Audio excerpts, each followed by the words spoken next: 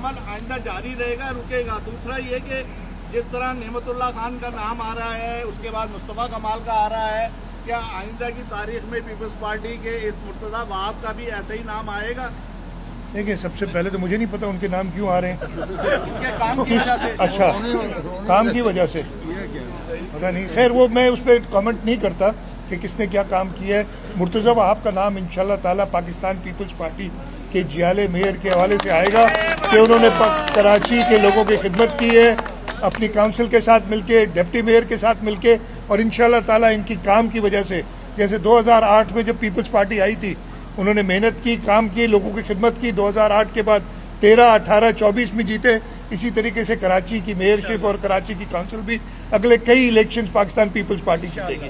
आपने development funds की बात की, मुश्किल ज़रूर है, लेकिन इस वक्त मैं खुद बड़ी, आप अंदाज़ा लगा सकते हैं कि मुल्क के वसीतर मफाद में और अपारी जो दिफाई ज़रूरियात हैं उनको पूरा करने के लिए जो हमने अपने फंड्स में कटौती की है, उससे डेवलपमेंट ज़रूर असरअंदाज होगी। लेकिन हमारी पूरी कोशिश होगी कि हमारे प्लान्स जो हैं वो जारी रखी जाए। उसकी एक हम ये कर रहे हैं कि शायद इस साल, जो अगले साल बजट आना है, जो इंशाल्लाह मैं 16 या 17 तारीख को हम पेश करेंगे, उसमें शायद, मैं अभी फाइनलाइज नहीं हुआ, कोई नई तरक्याती स्कीम नहीं होगी, लेकिन हमारी जो ऑनगोइंग तरक्याती स्कीम्स हैं उन पे हम पैसे डाल के और उनको कंप्लीट करेंगे। दो सवाल है आपसे। एक तो ये कि आपकी तब्दीली के हवाले से भी बातें गर्दिश कर रही हैं, और 4 आपके करीबी दोस्तों के नाम आ रहे हैं। दूसरा ये है कि मुर्तज़ा, सलमान, नहीं बता दो यार किसके नाम आ रहे हैं। नहीं, आपको पता? ना ना ना ना ना ना, अच्छा बोलने सवाल कर लें। मेमन साहब का नाम आ रहा है, सईद गनी साहब का नाम आ रहा है, और स्पीकर से असेंबली का नाम आ रहा है, नासिर हुसैन शाह साहब का नाम आ रहा है। ये मैं चारों को नहीं चाहिए नहीं, आपने कहा नहीं दूसरा बदअखलाक ना हो ना। 28वीं तरमीम किस पोजीशन में? अच्छा, दोनों सवालों के जवाब देखें। ये मेरी तब्दीली के जो बातें हैं ना, 10 साल हो गए आ रही हैं। अगले भी आती रहेंगी जब तक है, और एक दिन तो तब्दील होऊंगा, एक दिन इनकी सब जो तब्दील करना चाहते हैं उनकी ख्वाहिश पूरी हो जाए, किसी दिन होगी जब अल्लाह ताला चाहेंगे और पार्टी की लीडरशिप चाहेगी, उसके अलावा नहीं होगी, किसी की ख्वाहिश पे नहीं होगी। सेकेंडली, जो आपने 4 नाम दिए ना, ये मैं बता सकता हूँ इन चारों में से कोई नहीं है, इसलिए कि ये पार्टी के वर्कर हैं चारों। ये पार्टी की लीडरशिप के आवाज़ जो उनका होगा उस पर लब्बैक कहेंगे। आप अगर कहते कोई मुखालिफ का नाम, तो मैं शायद सोचता कि ये कोशिश कर रहा है। पार्टी का वर्कर कभी पार्टी के खिलाफ काम नहीं करेगा, वो यही कोशिश करेगा कि ज़्यादा मेहनत करे। तो दूसरा के तीसरा क्या था सवाल आपका?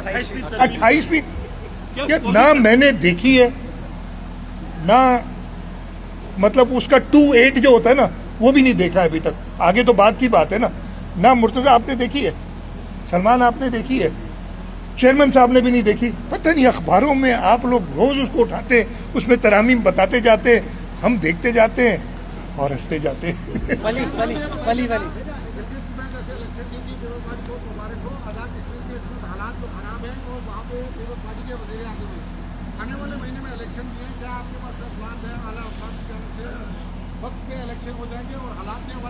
देखें, ज़रूर आज़ाद कश्मीर के हालात थोड़े पेचीदा हैं, और इस सिलसिले में वज़ीर आज़म पाकिस्तान, सदर पाकिस्तान, और कुछ दिनों पहले मैं इस्लामाबाद था, मैं उस मीटिंग में खुद तो नहीं था, लेकिन सारे बड़े जो है वो देख के उन हालात को देख रहे हैं। और इंशाअल्लाह ताला पाकिस्तान हमेशा कश्मीर की आवाम के साथ रहा है। पाकिस्तान ने हमेशा हर फोरम पे कश्मीर की हक़ खुद इरादियत की बात की है, और हमेशा हमने कहा है कि जो UN रेजोल्यूशंस पे हमें उन पे अमल करना चाहिए, और पाकिस्तान इंशाअल्लाह ताला, पाकिस्तान की लीडरशिप इस मसले का हल निकाल लेगी। इलेक्शन का मुझे नहीं पता, मुझे देखिए, मैं कह नहीं सकता कि किस वक्त होंगे। उन्होंने अभी अनाउंस किया है, तो इलेक्शन कमीशन की बात पे मैं फैसला करने वाला नहीं हूँ कि जल्दी हो या देर से हो।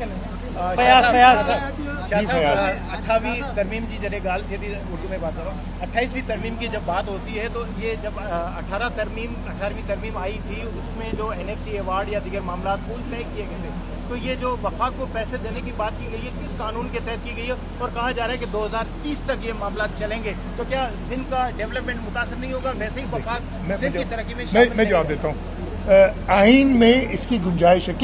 कानून के तहत आपने कहा ना, आइन का आर्टिकल 164 है जो इजाज़त देता है वफाक को और सूबों को कि किसी भी चीज़ के लिए ग्रांट दी जा सकती है जो उनके अपने लेजिस्लेटिव पावर में नहीं होती। तो ये आइन के मुताबिक फैसला किया गया, आइन के रूह में। हाँ, अफेक्ट ज़रूर होगी, मैं कह रहा हूँ कि जी अफेक्ट बिल्कुल कुछ नहीं होगा, अफेक्ट ज़रूर होगा, लेकिन हमने उसके लिए यही किया है। इंशाल्लाह कुछ दिनों में बजट आ जाएगा, आप देखेंगे हमने अपना नॉन डेवलपमेंट बजट बहुत कम, नहीं तो नॉर्मली जो हर साल बढ़ता है उसका आप जब नंबर देखेंगे आपको नज़र आ जाएगा। अभी उस पर अभी भी हम काम कर रहे हैं ताकि हम जो इस मुल्क में इस वक्त ज़रूरत पड़ गई है उसको पूरा करने के लिए हमारे डेवलपमेंट कम से कम इफेक्ट हो, कोशिश करेंगे। और इंशाल्लाह ताला हम पहले भी कामयाब हुए हैं, आगे भी कामयाब होंगे। आखिरी का पाड़ता चाहो